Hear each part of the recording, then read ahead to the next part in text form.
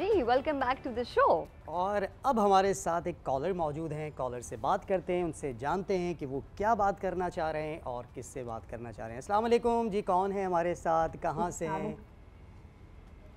अस्सलाम वालेकुम। वालेकुम अस्सलाम, बिल्कुल ठीक ठाक। आप कैसी हैं? जी कौन और कहाँ से, बताइएगा क्या सवाल है आपका? आपकी आवाज़ सही से नहीं आ रही है, आवाज़ सही से नहीं आ रही है आपकी। बोल रही हूँ ये जो मेहमान बैठी हैं इनसे मैंने पूछना था कि मेरी ये कुछ टेंशन है, बहुत ज़्यादा हेल्थ इश्यूज हैं, बहुत स्वेयर किस्म के और रिलेशन के, तो अगर ये कुछ बताना पसंद करेंगी या कुछ मैं अपनी इंफॉर्मेशन। डेट ऑफ बर्थ बताएं। मेरी डेट है 10/4/63। 10/4/63। अच्छा, सबसे पहले और सुबह का टाइम है।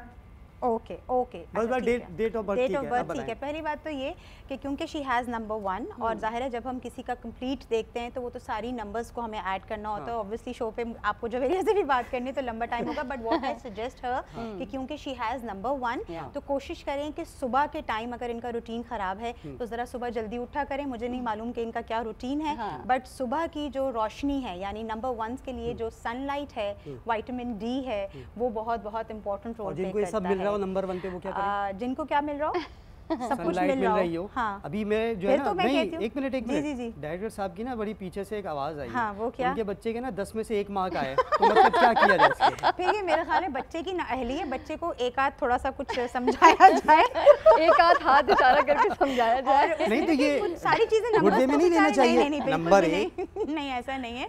बच्चे को तो फिर नंबर 1 होना चाहिए अगर उसका नंबर 1 है तो।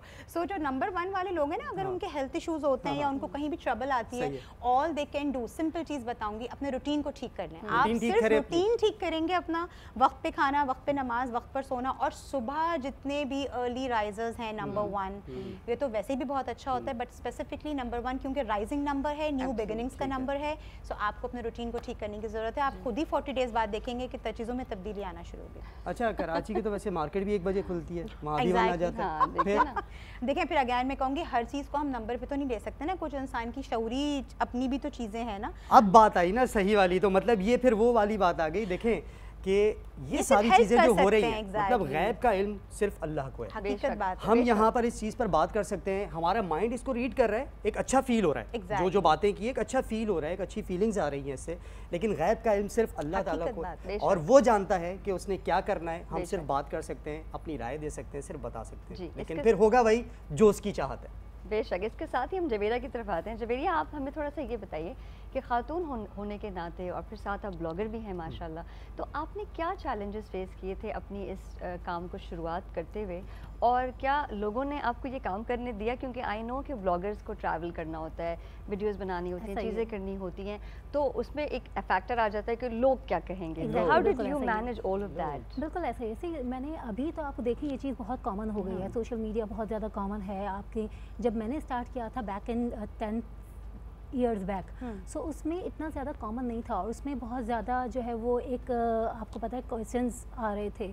सो उस पर सिर्फ मुझे ये था कि मैं अपने अल्लाह और अपने खुदा और अपने मिजाजी खुदा को जवाब दे हूँ, किसी और को जवाब दे नहीं हूँ। तो जो मैं कर रही हूँ मैं जानती हूँ, मेरा रब जानता है, मेरा मियाँ जानता है, मैं किसी और को जवाब दे नहीं हूँ। सो बहुत सारे चैलेंजेस आए, बहुत वो क्वेश्चन आए कि यार सोशल मीडिया की लाइफ ऐसी होती है, आप अकेले जा रही हैं, ये तो ऐसे जो है उठ के निकल जाती है, बहुत सारे क्वेश्चन आए। लेकिन जहाँ आपका हस्बैंड सपोर्टिव हो ना और आपको अपने ऊपर कॉन्फिडेंस हो तो आप मार के अंजाम दे देते हैं। ये मतलब वो वाली बात आ गई यहाँ पर, जैसे कहते हैं ना कि हर कामयाब मर्द के पीछे एक औरत का हाथ होता है, हर कामयाब औरत के पीछे एक मर्द का हाथ होता है। I totally agree. इसमें देखिए अगर आपके बैकबोन अगर आपके साथ ना हो ना तो वो बहुत सारे हर्डल्स होते हैं जो आसान सा काम अपने लिए बहुत मुश्किल चैलेंजिंग कर लेते हैं, और जहाँ आपके साथ सपोर्ट हो ना कि भाई सपोर्ट सिस्टम है ओके, तो आपके लिए बहुत सारी चीज़ें बहुत आसान हो जाती है। चाहे कोई कुछ भी कह रहे हो, आपको पता है यार मेरा मियाँ पीछे बैठा है, it's pretty fine for me. That's a wonderful so ये बहुत ज़रूरी है। आजकल के जितने भी नए कपल हैं, आजकल के जितने भी मर्द हजरात हैं, मैं उनसे ये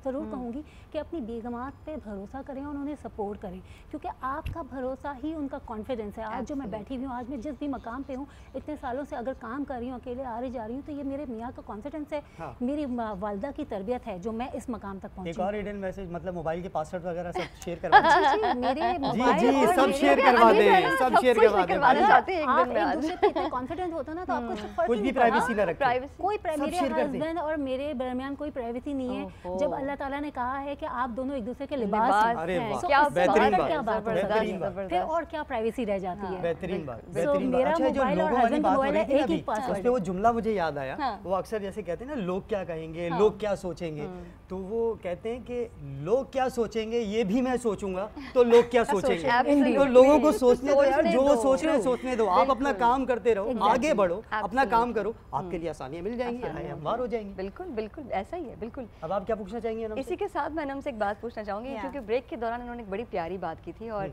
आई रियली वांटेड टू मैं चाहूँगी आप नाजरीन को बताइए।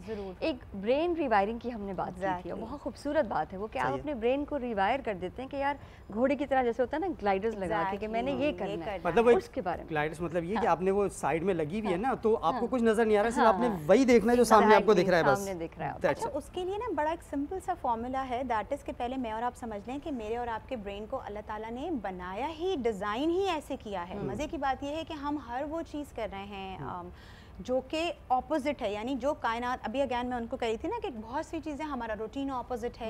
हमें बनाया गया सुबह उठने के लिए, हम रातों को जाग रहे हैं, देर तक सो रहे हैं, तो इसी तरीके से ब्रेन की जो तो मैं तो काम ही शाम में करता हूँ आकर, ये तो अब मेरा 360 पर अच्छा, अब मैं आपको बताऊंगी, मैं ऑन एयर कह रही हूँ, आप अपनी ज़िंदगी में बड़ी खूबसूरत तब्दीली देखेंगे जब हम सुबह उठना शुरू करते हैं, तो हमारे पास वो सारे काम हमें मिलना शुरू होते हैं। बट दैट इज ये एक अलग टॉपिक हो जाएगा। मैं सिंपल सी चीज़ कहूँगी कि ब्रेन की क्योंकि रिवायरिंग अल्लाह ताला ने कुछ ऐसी रखी हुई है, जैसे आपने बड़ी अच्छी बात की कि अगर मैं और आप सिर्फ एक सिम्ट देख के खुदा पर यकीन रख के अपने ऊपर भी थोड़ा सा यकीन रखें, और हम एक बड़ी अच्छी टर्म यूज़ करते हैं in mind science in therapy कि मेरे पास जब क्लाइंट्स आते हैं तो मैं उनको हमेशा ये नहीं कहती कि आप रिफ्लेक्ट करें, हम कहते हैं रिफ्लेक्ट एंड एडजस्ट। अल्लाह ने इंसान को ये सलाहियत दी है, हमारे ब्रेन के अंदर ये सलाहियत मौजूद है कि हम इतनी ज़बरदस्त रिवायरिंग हुई हुई है कि पहले मैं रिफ्लेक्ट करती हूँ कि ठीक है पीछे जो अच्छी चीज़ें नहीं हुई कोई बात नहीं, अब नई बिगिनिंग्स हैं तो उसमें मैं एडजस्ट कर सकती हूँ या कर सकता हूँ, वाई नॉट। मेरा ब्रेन अल्लाह ने कुछ इस तरीके से बनाया है कि जो चीजें हो गई हैं, पीछे जो चीजें हो गई हैं उसे छोड़ दें, या फिर उससे आप सबक सीखें,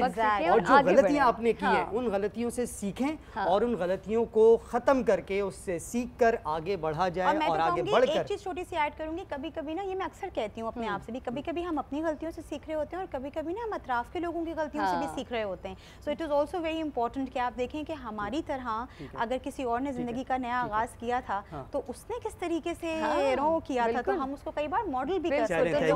थैंक यू सो मच, बड़ी अच्छी बात यहाँ पर की है। अच्छा, अब यहाँ पर ना पहले आप बताएं, छोटी सी एक मैसेज देना, मतलब आज जो टॉपिक है हमारा सेगमेंट चल रहा है लुब्बे लुबाब, ये है कि देखें ज़िंदगी में अगर आप नए शुरुआत करते हैं, चाहे वो रिश्ता हो, घर हो, काम हो, जगह बदलना हो, अगर आपके अंदर वो सलाहियत है कि आप रिश्ते निभा सकते हैं, तो आप बेटी होने के बाद मियाँ के साथ भी रिश्ता निभाएंगे, नई जगह भी काम करके देंगे और नए घर को भी सजाएंगे, क्योंकि आपको घर सजाना आता है। तो लुब्बे लुबाब ये है कि अगर आप में वो सलाहियत है एडजस्ट होने की, फ्लेक्सिबिलिटी होने की, जैसा कि बहुत ज़बरदस्त बात की अनम ने भी और जवेरिया ने, और आप लोगों को भूल जाएं और अपने आप को देखें कि मैं कहाँ जा रही हूँ, तो ज़रूर कोई भी शुरुआत करने में कोई दिक्कत नहीं होगी आपको। अच्छा, मुश्किल के ऊपर ये जो बात थी ना कि कोई भी काम हम शुरू करते हैं तो हमें शुरू में मुश्किलात आती हैं और आहिस्ता आहिस्ता वो चीज़ें हमें आसान लगने लगती हैं। तो पहले भी मैंने ये बात की थी और एक बार फिर आपसे ये बात कर रहा हूँ कि अगर आप चाहते हैं कि आप कोई नई शुरुआत कर रहे हैं और आपके लिए काम आसान हो और आपको उसमें कामयाबियाँ मिले, तो आपको उस पर होमवर्क लाजमी करना पड़ेगा।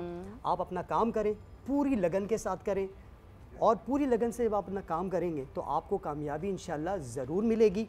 ठीक है, तो आपने ये चीज़ें ज़रूर करनी है। और हमारी जो गेस्ट यहाँ पर मौजूद हैं, आप लोगों का बहुत शुक्रिया कि आपने हमें टाइम दिया और बहुत अच्छी चीज़ें बताई, और जो नंबर गेम था वो नंबर गेम पर सबसे बेहतरीन था। Thank you so much. हमारे ऑडियंस का भी उम्मीद करती हूँ कि आपको आज का शो अच्छा लगा होगा। कल इंशाल्लाह फिर मुलाकात। इजाज़त दीजिए अली मौज़म और अल्लाह हाफ़िज़। Have a great day.